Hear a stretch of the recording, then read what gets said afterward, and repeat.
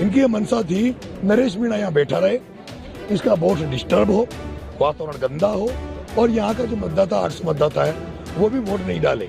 जब तक कलेक्टर यहाँ नहीं आएगी, जब तो नरेश मीणा तो अनशन पे रहेगा। गांधी जी के मार्ग पे चल रहे थे, लेकिन आज के इस आधुनिक भारत में जहाँ सब लोग भ्रष्ट हैं, सारे अधिकारी जो करप्ट हैं, वो सारे अधिकारी जो सुनने को तैयार नहीं, महात्मा गांधी के अहिंसा के मार्ग को मानने का तैयार नहीं है, इसलिए भगत सिंह की जरूरत है। इसलिए नरेश मीणा को भगत सिंह बनना की जब तक जरूरत पड़ी तब तक नरेश मीणा भगत सिंह बनता है और बनता रहेगा। किसी कर्मचारी अधिकारी की कोई जाति नहीं होती, किसी भी कर्मचारी अधिकारी कोई कास्ट नहीं होती। अगर वो एसडीएम होता, उसके शीश पे नहीं लिखा होता कि वो जाट है या वो कोई फलानी जाति का है, वो अगर मीणा होता तो भी पिटता। थप्पड़ मारी है, मैं मानता हूँ, और उसके मैंने दुखी हूँ कि उसकी एक पड़ी, उसकी दो पड़नी चाहिए। अचानक से हमें पता लगता है कि एक एसडीएम जो यहाँ बैठा है, जिसने पहले हिंडोली में एक दलित महिला के साथ मारपीट करी थी, और वो एपीओ हुआ था अमित चौधरी। उस अमित चौधरी ने यहाँ एक आंगनबाड़ी में एक जो महिला होती है उसको, एक जो टीचर है यहाँ पे उसको, और आंगनबाड़ी का जो महिला का जो पति था वो अपंग था, उन तीनों को दादागिरी से कि तुम्हें सस्पेंड कर देंगे, तुम्हारी नौकरी खा जाएंगे, तुम वोट डालो, और उनको तीनों को जबरदस्ती ले जाकर वोट उन्होंने डलवाया है। उस महिला ने अपना इंटरव्यू भी सबके सामने दिया है। उसके बाद हमें जब पता लगा, तो जिस तरह से पिछले 25 तारीख से मेरे साथ हो रहा है, मेरे पोस्टरों को फाड़ा जा रहा है, मेरे लड़के अभी अलीगढ़ में थाने में बंद है, रात को मेरे लड़के बंद किए गए, मेरे को प्रचार करने से रोका जा रहा था। हर जगह ये प्लान किया गया कि भाई धीमी वोटिंग हो, इनके लोगों को वोटरों से तो जाने से रोका जाए। यहाँ भी हमने देखा कि अभी तक कलेक्टर नहीं आई। ये बड़ा दुर्भाग्य है। एसपी यहाँ बैठा होता, अभी मैंने आधे घंटे पहले कह दिया भाई एसपी को बुला लो, मान लेंगे, लेकिन एसपी यहाँ होते हुए भी एसपी नहीं आया। डिप्टी को भेज रहे हैं और डिप्टी कह रहा मैं आश्वासन दे दूं 2 दिन बाद में। अगर हम लाख लोगों को लेकर अगर कलेक्टर का घेराव करेंगे इस मुद्दों को लेकर, तो कलेक्टर कहेगा मेरे पास तो सूचना नहीं थी। हम ये चाहते थे आज रिटर्न में केवल कलेक्टर सीएम को मैसेज कर दे भाई इन गाँव को देवली से वापिस उपखंड, जो इनका उनियारा से हटा के इनको देवली उपखंड किया है, जो उनियारा इनके 15 किलोमीटर पड़ता है, देवली 95 किलोमीटर पड़ता है। ये पूरा पंचायत का गांव, 8 गांव पंचायत में, उन सबका ये मुद्दा था। इन्होंने कहा भाई हमें वहां से हटाकर, तो लेकिन कलेक्टर ने हमारी अनसुनी करी और अभी तक कलेक्टर यहाँ नहीं आई है। फिर लास्टली हमने होपलेस हो गए, क्योंकि इनका ये मनसा है, इनकी ये मनसा थी नरेश मीणा यहाँ बैठा रहे, इसका वोट डिस्टर्ब हो, वातावरण गंदा हो और यहाँ का जो मतदाता आर्ट्स मतदाता है वो भी वोट नहीं डाले। क्योंकि बहिष्कार का दिन उन्होंने 3 वोट डला के फॉर्मेलिटी कर ली थी, वही बहिष्कार नहीं है, 3 वोट डल गए, जो तो ये अपने वो करना चाहते जो कर्मचारी से डलवाए। लेकिन अब ये तय हुआ है कि जो लड़ाई हम लड़ रहे हैं उसमें वो चाहते हमसे ये थे कि वोटिंग नहीं हो, तो हमारा उनका मकसद सफल हो रहा था। ऐसे में मैंने अभी फैसला लिया है, एक सीओ साहब आए रघुवीर सिंह जी, उन्होंने कहा मैं आश्वासन दे दूं।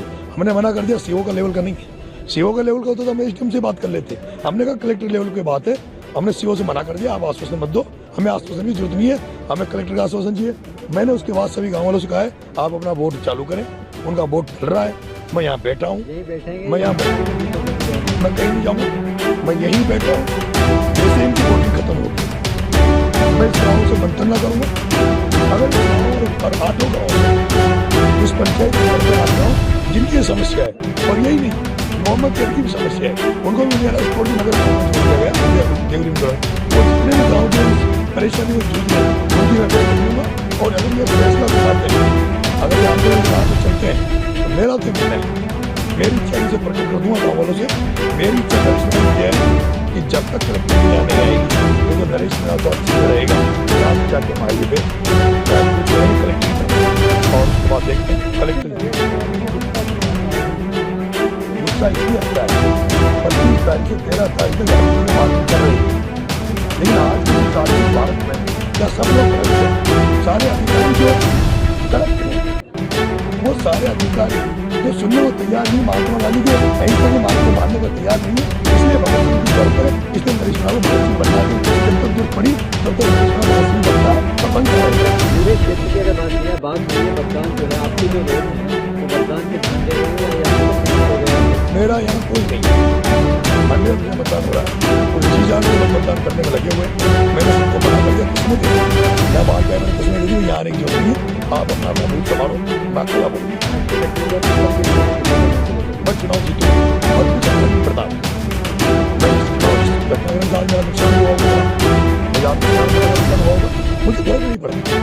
मैं राजनीति ऐसी कर रहा हूँ जिस राजनीति में कोई बड़ा नहीं होता, मैं कभी बैठ बच्चों को चल रहा हूँ, मैं रफ्तार के नाम के बच्चों को चल रहा हूँ, मैं भूपेंद्र सिंह के बच्चों को चल रहा हूँ, जो लोग खुद नहीं बने और जिनमें पहचान बनाई, जिनकी मूर्तियां लग रही। मेरा ही निवेदन आज जो अपना मेरे को पता लगा है कि इसको जाति विषय से जोड़ा जा रहा है। मैं आपसे विशेष बात करना चाहता हूँ, किसी कर्मचारी अधिकारी की कोई जात नहीं है, किसी भी कर्मचारी अधिकारी कोई कास्ट नहीं होती। अगर वो एसटीएम होता, उसके सीट पे नहीं लिखा होता वो जात या वो कोई पुरानी जाति का है, वो अगर बुरा होता तो भी पिटता। और मैंने थप्पड़ मारी, मैं मानता हूँ, जब मुझे ये पता लगा, अफसोस इसलिए हो रहा है, मुझे जब बाद में ये पता लगा कि इस अमित चौधरी ने इंदौरी में हॉस्टल रहते हुए एक दलित महिला के साथ बदतमीजी करी थी, उस दलित महिला से बातचीत करी थी, ऑलरेडी एग्री हो चुका है। और ये एग्री में ये गुंडा मानता है आपको, वो जबरदस्ती वोट दिलाता। मैं उन चार भाइयों से कहना चाहता हूँ जो इसको जाति का मानते हैं, अगर ऐसा मानते रहे तो कल से इस देश में मेरा मैं नारा दिया है मैंने कि अगर कोई अधिकारी कर्मचारी भ्रष्टाचार करेगा, कोई रिश्वत खाएगा तो उसको मेरे इसमें ताला में